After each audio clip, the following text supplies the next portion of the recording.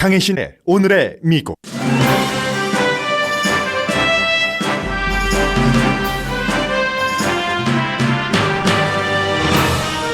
연방 실업수당이 끊긴 지가 2주일이 지났는데 의회와 백악관은 경기부양책 협상을 하지 못하고 휴회에 들어갔습니다. 대통령 비서실장도 휴가를 갖고 대통령 딸 사위 부부도 가족 휴가를 챙겼습니다. 경기부양책 협상이 되지 않는 주요 이유로 트럼프 대통령은 민주당이 우편투표에 대한 기금을 책정했기 때문이라고 말했습니다. 하원 의장은 처음 듣는 얘기라고 했고 대통령은 몇 시간 뒤 우편투표 기금이 포함돼도 서명할 뜻이 있다고 입장을 바꿨습니다. 대통령 부부는 이번에도 우편투표를 신청해서 어제 투표용지를 받았습니다. 전문가들은 올해 대선은 약 70%가 우편투표로 이루어질 것으로 예상하지만 우편투표 용지를 구분하는 기계는 우체국에서 설명 없이 사라지고 있습니다. 팍스 뉴스 여론조사 결과 현재 바이든 후보가 트럼프 대통령보다 지지율과 호감도에서 모두 앞서고 있습니다. 다른 여론조사에서도 7%에서 9%포인트 차이로 바이든 후보가 앞서는데 가장 큰 이유는 바이든은 트럼프가 아니기 때문입니다. 부통령 후보로 카멜라 해리스 상원 의원이 지명된 뒤 바이든 후보의 국정운영 청사진은 중도라는 게 분명히 보입니다. 트럼프 대통령과 주변 인물들은 해리스 후보를 극좌라고 공격할 수 없게 되자 출생 당시 부모가 시민권자가 아니었기 때문에 해리스 후보도 시민권자가 아니라는 주장을 퍼뜨리기 시작합니다. 트럼프 대통령 동생이 심하게 아파서 오늘 뉴욕으로 대통령이 문병을 갑니다. 대통령 동생은 6월 달에 일주일 입원한 적이 있습니다. 스몰 비즈니스 파산은 늘어나고 스몰 비즈니스에 대한 융자, 은행 융자 줄어듭니다. 연방법무부가 예일대학이 입학에 있어 아시아계와 백인계를 차별했다고 발표하면서 연방기금을 받기 위해서는 수정해야 된다고 통고했습니다. 예일대학은 법무부가 포괄적 리뷰를 하지도 않고 내린 결정에 놀라울 따름이라면서 수정할 뜻이 없다고 밝혔습니다.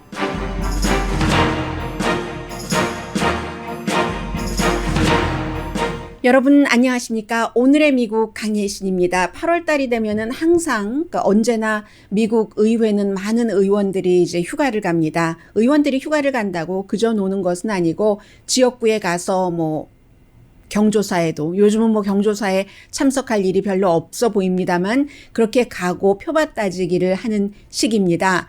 그런데 이번에는 조금 다르죠. 대통령 선거도 얼마 남지 않았고 게다 대고 지금 경기부양책이 해결되지 않았기 때문에 의회 의원들이 주말마다 지역구로 집으로 돌아갈 때마다 사람들이 비난을 많이 했습니다. 대통령 비서실장 휴가 갔습니다. 대통령 사위, 대통령 딸은 대통령의 보좌관이기도 한데 지난주에 콜로라도주에서 가족 휴가를 아주 잘 즐겼습니다.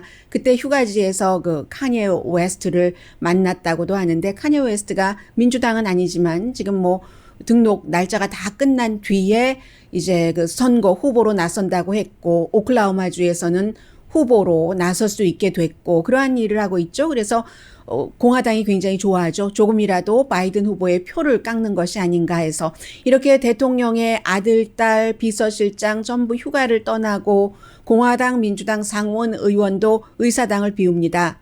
물론 미치 매코넬 공화당 상원 원내대표는 우리가 주말이라서 지역구에 가 있더라도 만약에 극박하게 투표를 해야지 되면은 다시 돌아올 수 있다고 얘기를 하지만 그럴 일은 없어 보입니다. 9월 8일까지 일단 의회는 지금 휴회를 연방 상원은 선포를 했습니다. 그래서 이제 이러한 것들이 어제 제가 여러분들께 딱 이 시간쯤에 말씀을 드렸습니다.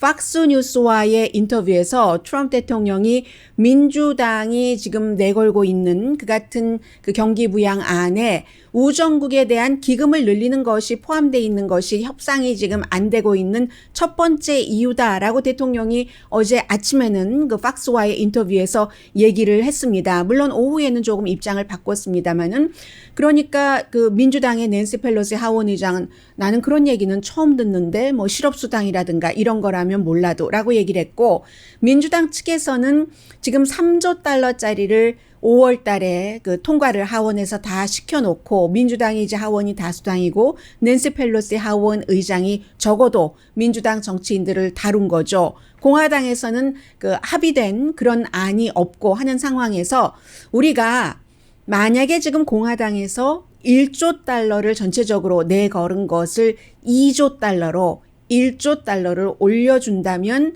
우리 민주당은 3조 달러짜리를 통과시켰다 하더라도 거기서 1조 달러를 내려서 우리가 액수를 맞출 수 있다라고 얘기를 합니다. 그렇게 되면은 첫 번째 대규모 경기부양책 케어 액트 2조 달러와 똑같아지는 거죠. 지금 민주당은 그런 입장을 보이고 있고, 대통령은 이제 어제 아침에 그런 얘기를 하고 나서 오후에 기자회견을 할 때는 기자들이 물어봤어요. 아니 그거 하나 때문에 통과 안 시킨다는 게 좀 그렇지 않느냐? 뭐 이런 형태로 계속 물어보니까 민주당의 그 우정국에 대한 기금 그 안이 포함돼 있더라도 협상안이 통과되면은 나는 서명을 할 것이다 라고 얘기를 했고요. 그 뒤에는 또 우편 투표는 사기다, 부정 투표가 많다라고 계속 강조를 했습니다. 본인이 그 우편 투표를 싫어하는 이유는 어떠한 다른 정치적인 목적이 있는 것이 아니라 나는 정확한 투표를 원하기 때문이다. 이렇게 얘기를 하면서 우편 투표는 여러 가지로 너무나 위험하다고 계속 또 주장을 했어요. 그러니까 왔다 갔다 하루 사이에도 몇 번 이렇게 얘기를 하고 있기 때문에, 그리고는 어제 오후에 보니까 대통령 부부는 주소를 뉴욕에서 플로리다주로 바꿨기 때문에 올 들어서 두 번째 우편투표 용지를 받았습니다. 그것도 좀 늦게 신청해서 아마 뭐 빨리 어떻게 해서 받은 것 같아요. 그래서 본인들은 이렇게 우편투표를, 대통령 주변 사람들 다 우편투표 하거든요. 그러면서 지금 그렇다라고 얘기를 하고 있고, 기본적으로 9월 8일 그 휴회 때까지 뭔가가 어제 말씀드렸던 것처럼 경기부양책이 나오리라고는 기대를 안 하시는 게 훨씬 나을 것 같고요. 그래서 이제 이렇게 우편투표 문제, 경기부양책 문제 이렇게 저렇게 해서 요즘은 대통령의 백악관에 대해서 공화당 의원들 가운데서도 대통령과 다른 말을 하는 사람들이 늘어나면서 팍스의 여론조사 결과를 말씀드리겠습니다. 팍스뉴스의 여론조사 결과 바이든 후보가 6월 달에 벌려놨던 격차만큼은 아니지만 지금도 여전히 대통령을 7%포인트 앞서가고 있습니다. 49% 대 42%. 같은 날 여론조사 결과 발표된 거 퓨 리서치사가 좀 평이한 여론조사 결과죠. 여기서는 8%포인트 앞서가고 있습니다. 53%대 45%. 그런데 제일 중요한 것이요. 이게 무엇을 가장 중요하게 보느냐. 트럼프 대통령만 아니면 된다. 이런 사람이 넘버원 이슈가 트럼프가 아니어야지 된다. 바이든이든 누구든 상관없다가 56%입니다. 그리고 NPR 방송과 PBS, 메리스트가 공동 여론조사한 결과에서도 똑같이 트럼프가 아니면 된다. 이게 굉장히 중요합니다. 왜냐면은 그 2016년도 선거에서는 사람들이 트럼프 대통령도 싫어하고 힐러리 클린턴도 싫어했기 때문에 나중에 결국 두 사람 다 싫어한 사람 가운데서 누가 더 많은 지지를 받았는가? 트럼프 대통령이 30%포인트 그런 그룹에서는요, 뭐 무당파가 또 많이 포함되겠죠? 지지를 받았습니다. 지금은 그 같은 형태로 볼 때 NPR 방송과 그 PBS의 여론조사 결과는 16포인트 바이든이 앞서가고 있습니다. 이게 굉장히 중요하고요. 두 번째가 리더십이에요. 사실은 예전 같으면 분명하게 경제가 위에 올라올 때가 많죠. 헬스케어 이런 식으로, 아니면 뭐 국제정책, 외교정책 이렇게 나와야지 되는데 지금은 두 번째 역시 캐릭터입니다. 이 캐릭터라는 것은 리더십이 중요하다. 다 코비드-19, 코로나 바이러스와 연관돼서 이러한 것인데, 지금 팍스의 여론조사 결과를 보더라도 코로나 바이러스가 굉장히 영향을 많이 미치고 있습니다. 뭐 경제 하나만 빼놓고는 모든 것에 이슈별로 전부 이 조 바이든 후보가 앞서가고 있거든요. 그런데 조 바이든 후보가 지긋지긋하도록 싫다 하는 사람보다는 트럼프 대통령이 지겹게도 싫어, 이런 사람들이 그 퍼센테이지로 볼 때 훨씬 많고요. 그리고 54%는 연방 정부가 코로나 바이러스 대응에 실패했다. 공화당을 포함해서입니다. 그리고 85%는 공화당을 포함해서입니다.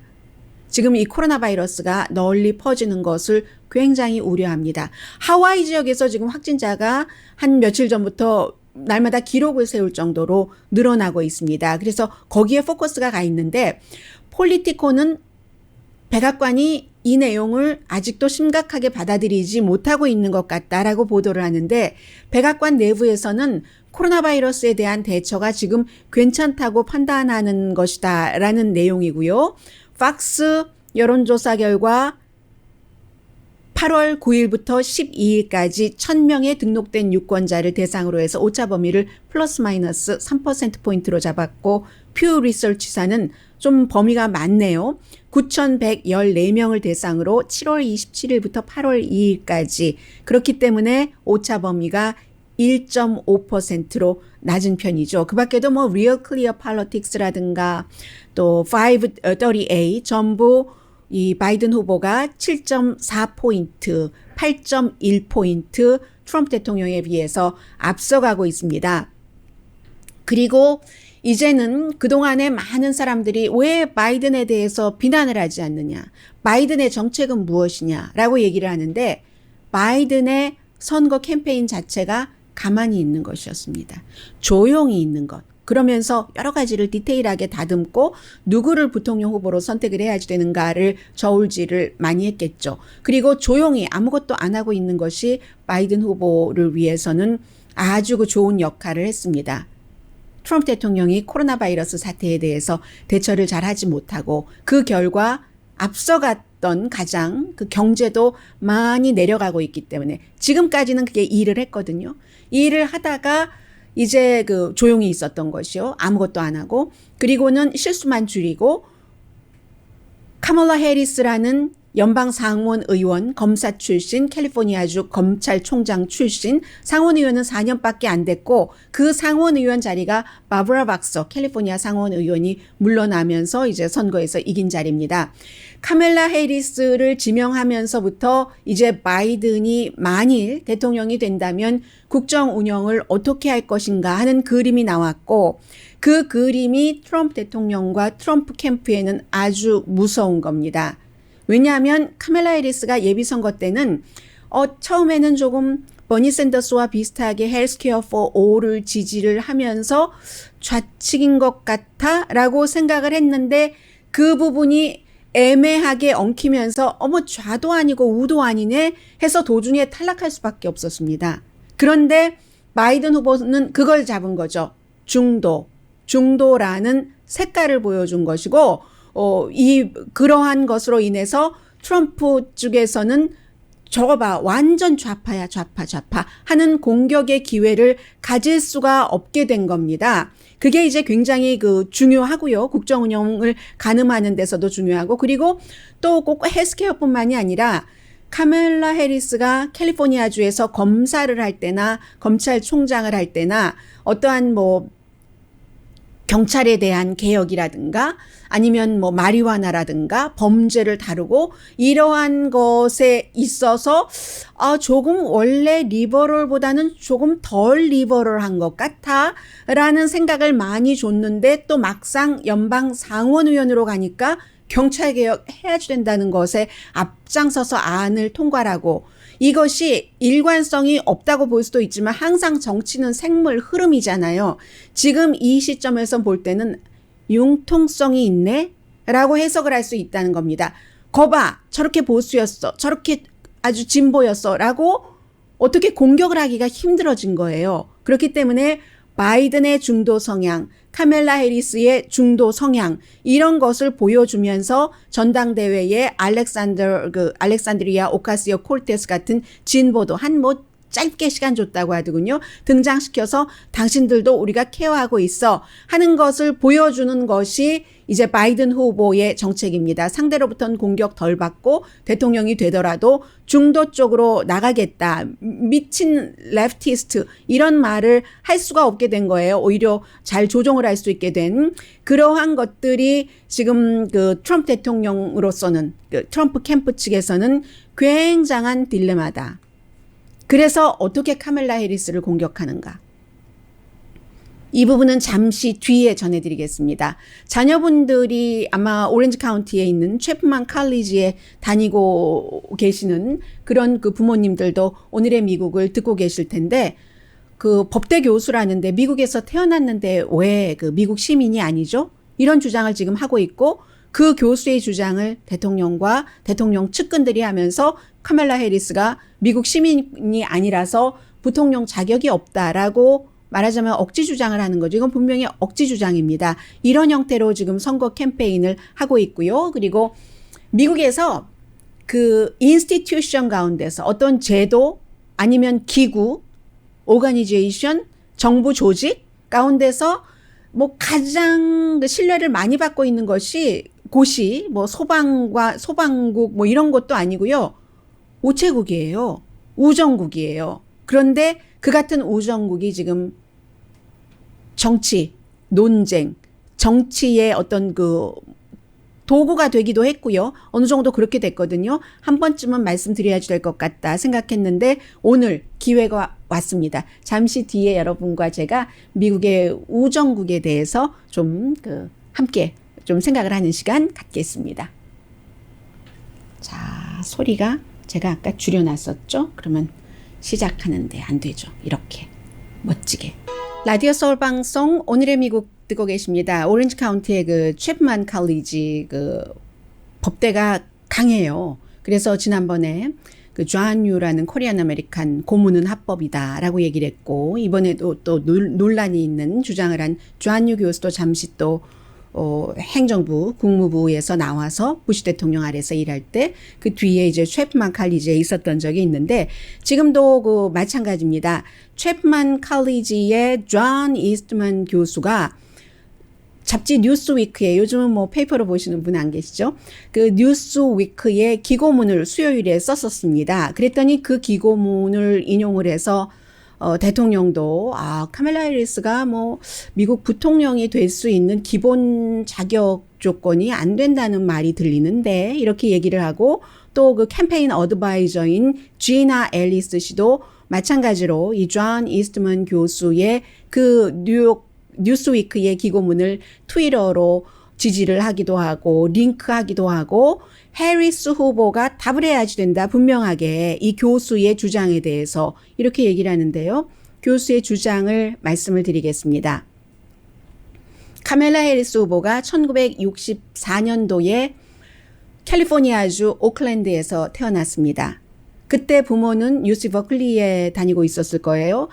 이제 사회 정의를 외치면서 길에서 행진하고 시위하다가 만나서 그 전에 만나서 카멜라 해리스를 오클랜드에서 낳습니다.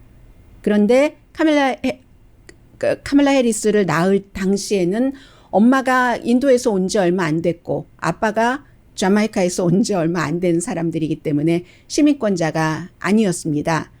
그래서 시민권자가 아닌 사람들이 카멜라 해리스를 미국 땅에서 캘리포니아주 오클랜드에서 낳기 때문에 카멜라 해리스도 미국 시민이 아니다. 고로 카멜라 해리스는 미국 부통령 후보가 될 수 없다라는 주장이었거든요. 그런데 이 정도는 사실은 상식도 아니잖아요. 미국에서 속지주의이기 때문에 엄마 아빠가 한인, 영주권자가 아이를 낳는다고 그 아이가 시민권자가 안 됩니까? 그건 아니잖아요. 이렇게 분명히 말씀드릴 수 있는 거잖아요. 그런데 이 법대 교수가 이렇게 뉴스위크에 어피니언을 썼고 그 어피니언을 트럼프 대통령과 캠프에서 카멜라 해리스는 미국 시민이 아니므로 부통령이 될 자격이 없다라고 주장을 하고 있습니다. 새로운 주장이 아니에요. 오바마가 하와이에서 태어나지 않았고 케냐에서 태어났다고 제일 처음 주장한 사람이 2015년 트럼프 대통령입니다.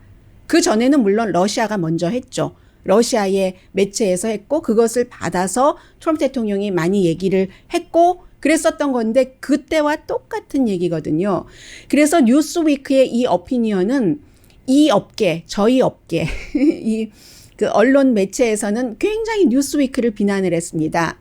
많은 의견을 포용하는 것도 좋지만 어찌 그래 ABC도 안 되는 그 같은 법대 그 교수의 주장을 쓸 수가 있느냐. 가장 많이 비난한 사람이 하버드 법대 교수입니다. 로렌스 트라이브라는 하버드 법대의 그 헌법학을 강의하는 교수인데 이 교수는 부모가 아이를 미국에서 낳을 때 미국 시민이 아니었으므로 그 아이는 출생 당시부터 미국 시민이 아니라는 주장은 이것은 정말 넌센스보다 더 나쁘다. Worse than nonsense라고 얘기를 하고 있습니다. 그렇게 얘기를 지금 하고 있고요. 그에 대해서 뉴스위크의 그 편집장은 우리는 모든 의견을 다 반영하니까 하고 자신들이 옳았다고 주장을 하고 있는데 이것은 잘 통하지 않을 것 같지만 상식적으로는 그러나 트럼프 대통령과 주변에서 이것을 또 가지고 물고 늘어지는 것은 뭔가 또 통하는 사람이 있으리라고 생각하기 때문에 트럼프 대통령이 그거 모르겠어요. 카멜라 해리스가 오클랜드에서 태어났는데 미국 시민권자라는 것을 트럼프 대통령이 어찌 모를 수가 있겠습니까? 또 카멜라 해리스 검찰총장 할 때 2번이나 맥시멈 기부를 했던 사람이 트럼프 대통령이고 이방카도 기부를 했는데 아니 미국 시민이 아닌데 그렇게 했겠어요? 그거는 그런데 그러면 이 교수 카멜라 해리스의 부모가 시민권자가 아니었기 때문에 미국에서 태어났어도 시민권자가 아니라서 부통령 후보가 될 자격이 없다라고 얘기한 챕만 대학교의 존 이스트먼 교수가 누구냐. 굉장히 보수적인 그런 그 법조계 인물인 것은 사실이고요. 검찰총장 선거에서 공화당으로 나갔고 카멜라 해리스는 민주당으로 나갔고 했는데 떨어지고 카멜라 해리스는 당선된 그때 같이 선거를 치른 사람입니다. 물론 본선까지 가지도 못했어요. 이 사람은 공화당에서 예비선거에서 떨어졌기 때문에 이런 정도로 정치를 하고 많이 배우고 한 사람들이라고 다 합리적으로 하는 것 아닙니다. 정치인들 말은 상당 부분 좀 어처구니가 없기도 해요. 지금 그렇고 그리고 얼마 전에 말씀드렸었던 More Than a Vote가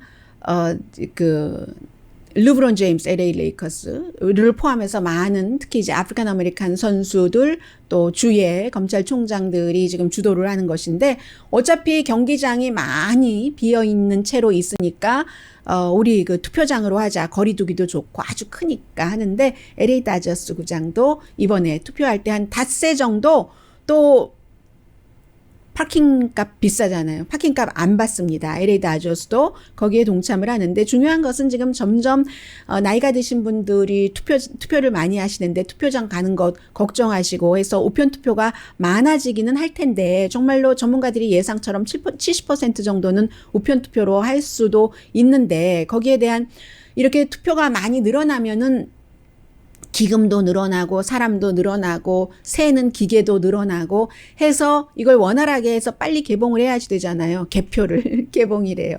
이렇게 개봉박두이기도 하네요. 특히 올해 선거는. 그런데 이게 반대로요. 대통령이 우편 투표를 반대를 하니까 본인은 투표용지 받았으면서도 멜라니아 트럼프 여사와 함께 그게 날짜를 맞추지 못해서요. 우편 투표를 신청하는 날짜를 맞추지 못해서 왜냐하면 플로리다는 캘리포니아주를 포함한 8개 주와는 달리 이번에 그 등록된 유권자들에겐 자동으로 일단 보내주는 그런 거 안 하거든요. 신청을 해야지 되는데 신청 우편으로 보내기는 좀 시간이 기니까 그 플로리다주의 마알라고에서 직접 배달을 해서 거기서 또 백악관으로 배달하고 그랬는가 봅니다. 그 정도로 우편 투표를 하는 것을 본인들은 해놨어요. 대통령 부부는. 그런데 기금 안 준다고 하고 나 당연히 기금 안 주지 하고 하는데 지금 우정국에서 많은 매체와 그 우체국 사람들이 우정국장은 이제 트럼프 대통령이 얼마 전에 임명을 한 사람이기 때문에 트럼프 대통령 편이지만요. 우체국에서 일해본 적이 한 번도 없는 사람입니다. 물론 물류회사는 했지만 대통령에게 기부 많이 했고요. 그래서 지금 우체국에서 어떤 얘기들을 하고 있냐면은 여러분들도 그 날짜에 임박해서 보내지 마시랍니다. 이번에는 기계가 사라지고 있대요. 그 투표를 이게 투표용지인가 하는 걸 먼저 이제 뽑아내고 하는 그렇게 이제 가려내는 그런 그 voting 이런 것을 가려내는 머신이 있는데 그 머신, 은행에서 돈 세는 머신 같은 거겠죠. 그 머신을 지금 더 추가를 해도 참 힘들 텐데 이것이 그냥 사라지고 있답니다. 거기에 대해서 우정국 대변인은 원래 그것을 그 가려내는 기계를 우리가 교체하고 그럴 때는 많이 뺀다라고 얘기를 하는데 그게 우체국에서 일하고 있는 사람들, 매체와 인터뷰하는 사람들 보면은 그 정도 수준이 아니라 굉장히 많이 그것도 설명 없이 기계가 사라지고 있다. 기계가 사람보다 훨씬 잘 세겠죠. 그럼 그렇게 되는 경우는 사람을 오버타임을 시켜야 되거든요. 우정국 지금 돈 없어서 난리거든요. 문 닫게 생길 그럴 정도거든요. 그런데 오버타임을 해서 세도 기계만큼 사람이 세지 못하는데 생산성이 떨어지는데 왜 이것을 그렇게 하느냐. 그래서 지금 여러 주에서요. 어디죠? 펜실베니아 주라든가 또 무슨 다른 주에서는 빨리 보내셔야지 됩니다. 여러분 정말 빨리 보내셔야지 돼요. 라는 얘기를 하고 있고 그리고 이제 이 같은 일들이 언제부터 일어났느냐 하면은 지난주에 그 우정국장 새로 이제 일하기 시작한 우정국장이 대통령을 백악관 집무실에서 만났다고 하거든요. 그 뒤부터 기계 없어지는 게 빨라졌고 언론의 보도에 따르면 그렇습니다. 빨라졌고 그리고 나서 뭐 물론 대통령만 만난 게 아니라 다른 정치인들도 요청을 해서 낸시 펠로시 하원의장도 만났고 뭐 공화당 의원들도 만났고 하는데 공화당의 그 수잔 콜린스 그 연방 상원 의원도 지금 우체국 서비스가 선거철에 연기된다는 것이 상당히 위험한 일이다 이런 주장을 하고 있고요. 아이오와주 카운티에서도 이 우편 투표하는 것을 늘려놓으니까 트럼프 행정부에서 캠페인에서 고소를 했거든요. 고소를 했는데 공화당 카운티는 고소를 하지 않고 민주당 카운티만 고소를 했습니다. 똑같은 우편 투표를 하는데도 트럼프 캠프에서 이거 안 돼 하면서 고소를 했는데 공화당 카운티는 안 하고 민주당 카운티만 지금 두 군데를 그 8월 13일 현재 고소를 했다는 건 나오고 이러한 일들이 있으니까 이제 바이든 후보는 대통령이 이 상황에서 우편 투표를 하지 못하도록 막고 하는 것은 민주주의를 지키지 않겠다는 것이다. 사보타지다. 이건 정말 선거를 제대로 안 하겠다는 것 아니고 뭐냐. 지금 이 같은 얘기 나오고 있고요. 미국 사람들이 USPS, 우체국, 우정국을 좋아하는 사람이 91%입니다. 없어지면 안 되잖아요. 그래서 사실은 우정국은 미국의 어떤 기관이고 기구이기는 하지만 가장 정치성이 좀 덜 하기도 했었죠. 그런데 그 트럼프 대통령 이전부터도 이 우정국이 굉장히 그 예산으로 시달려 왔습니다. 올해는 돈을 얼만큼 잃어버렸냐면요. 1월부터 3월까지 45억 달러를 잃어버렸거든요. 그리고 점점 돈 잃어버리는 게 마이너스가 많아요. 왜냐하면 뭐 여러 가지를 생각해 보실 수 있죠. 기본적으로는 올해는 뭐 한 세 가지를 말씀드릴 수 있겠네요. 기본적으로 우편 배달부가 많은 곳을 다니니까 코로나 바이러스로 인해서 그 감염된 사람이 2,400명, 숨진 사람이 60명이나 되거든요. 그리고 감염된 사람이 이것보다 훨씬 많아요. 네. 훨씬 많고 전체적인 직원으로는 뭐 전체적인 우정국 직원이 한 63만 명 정도 되거든요. 그 가운데서 17,000명 정도가 감염이 됐고 그 가운데서도 특히 이제 그 배달 일을 한다던가 하시는 분들이 2,400명, 사망자 60명 이렇게 나온 겁니다. 그러니까 우편 배달도 더 힘들어질 수도 있고요. 그리고 사람들이 그 쇼핑을 많이 하고 있기 때문에 아마존 등등을 통해서 그래서 그런 소포 배달은 늘어났지만 요즘 누가 편지를 보내나요? 편지를 보내지 않잖아요. 해서 뭐 우편 엽서라든가 일반 편지가 굉장히 줄어들었는데 거기서 수익이 가장 많이 나오고 있거든요. 근데 우편물에 대해서는 또 많이 그 아마존 같은 데서 많이 우정국을 쓰니까 좀 디스카운트를 해주면 대통령이 그 디스카운트 해주지 말라고 하고 이래서 우정국이 굉장히 힘들던 차에 대통령과 친한 사람으로 우정국장이 바뀐 거고요. 그리고 또 하나는 이게 그 공무원들에 많이 해당되는 건데 이제 2006년도에 공화당과 민주당 양당이 지지를 해서 뭐 예를 들어 일찍 은퇴한다던가 할 때 그 그 은퇴연금을 특히 헬스케어 같은 것을 많이 주게 되는 그런 것에 돈이 굉장히 많이 들어가고 있어서 우정국이 이래저래 너무 지금 그 힘들고 있는 것이거든요. 그래서 이제 우정국에서는 우리 돈 좀 도와주세요 하는데 이 트럼프 대통령이 왜 제프 베조스 왜 싸게 해줘 하면서 안 해주다가 라인 오브 크레딧만 줬어요. 재무부에서 라인 오브 크레딧을 한 100억 달러 정도를 줬는데 그 정도 가지고는 지금 어림없는 상황이고요. 그 루이스 조이 새로운 그 이 우정국장도 대통령과 발맞춰서 지금 예산도 없고 사람도 없고 하는데 이렇게 새로 그 늘려서 좀 그 우편 투표를 많이 하게 하는 것에는 반대하는 입장 이런 것들 지금 이래저래 그 보이고 있습니다. 그래서 미국에서 우정국이 이 정도로 정치화가 돼서 아주 시끄러웠던 적은 저도 지난 뉴스를 해드리는 수십 년 동안 이번이 처음입니다. 잠시 뒤에 비즈니스와 연관된 뉴스 전해드립니다.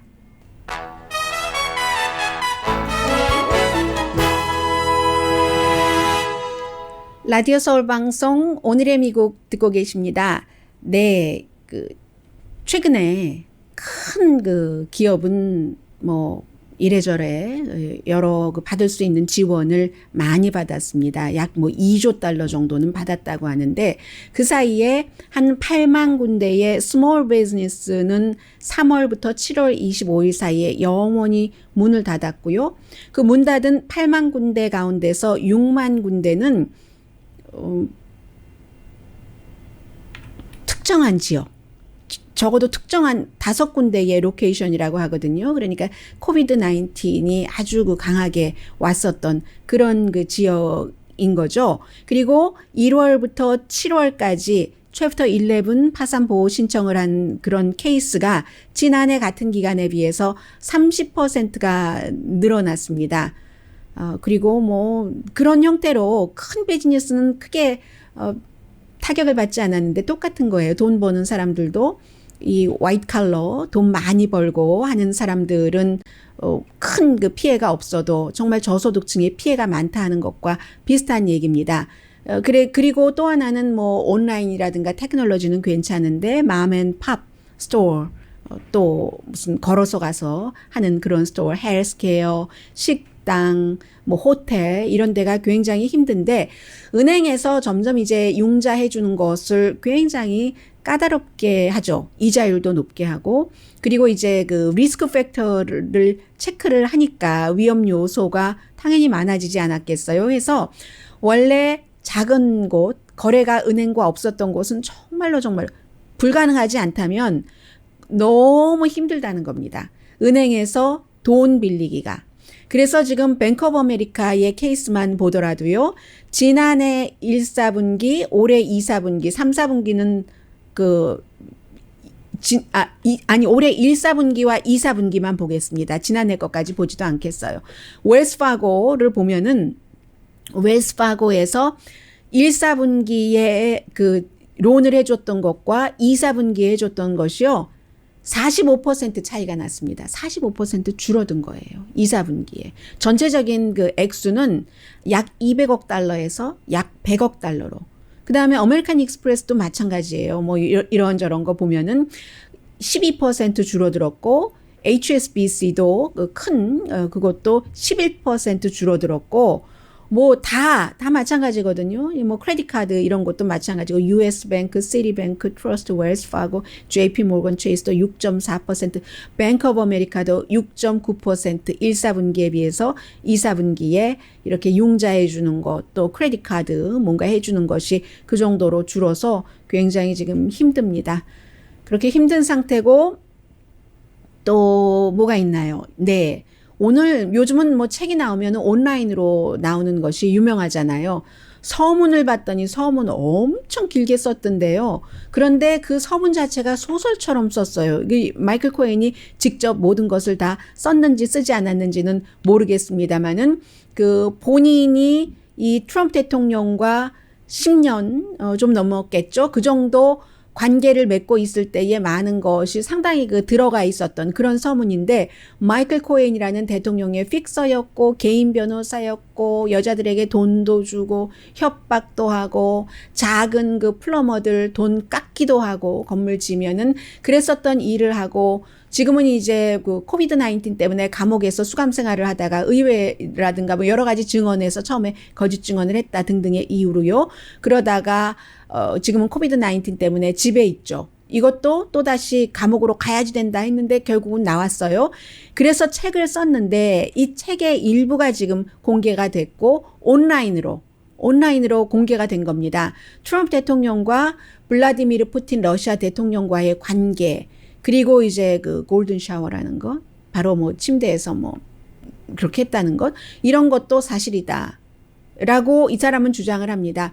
본인이 그 라스베가스에 있는 그러한 곳에서도 역시 그런 이벤트 같은 것을 트럼프 대통령을 위해서 마련했었고 했었던 적이 상당히 많다. 그리고 블라디미르 푸틴과도 본인이 그 백 채널을 통해서 어떠한 그 연결고리를 만들었고 했고 그리고 캠페인 당시에도 모스크바에 뭔가를 그 사업을 하려고 했었으니까요. 본인이 그런 일들을 했었다고 하고 해서 이제 트럼프 대통령에 대해서 나쁜 증언을 하기 시작한 다음부터 특히 이제 대통령이 하노이에서 김정은 위원장과 만날 때 그때부터 나에 대한 협박은 너무 많아서 나는 비행기를 탈 수가 없었다.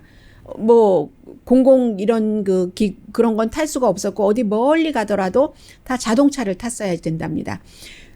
뭐 살해 협박이 너무 많았기 때문에 운전을 하면서도 알아보지 못하게 하기 위해서 모자 쓰고 또 얼굴을 감추고 했었다는 그런 많은 얘기가 나오는데 누구보다도 때로는 대통령의 가족보다도 내가 대통령의 진 면목을 더 잘 안 사람이다. 뭐 이렇게 얘기를 하고 있는데 이 책도 그 크게 그 대통령에게 해가 될 수도 있고 뭐 어차피 원래 완전히 깨끗하지는 않다 하는 것을 알았기 때문에 뭐 아닐 수도 있고요. 큰 치명상 정도는 아닐 수도 있고요. 아무튼 그런 일들이 있었습니다.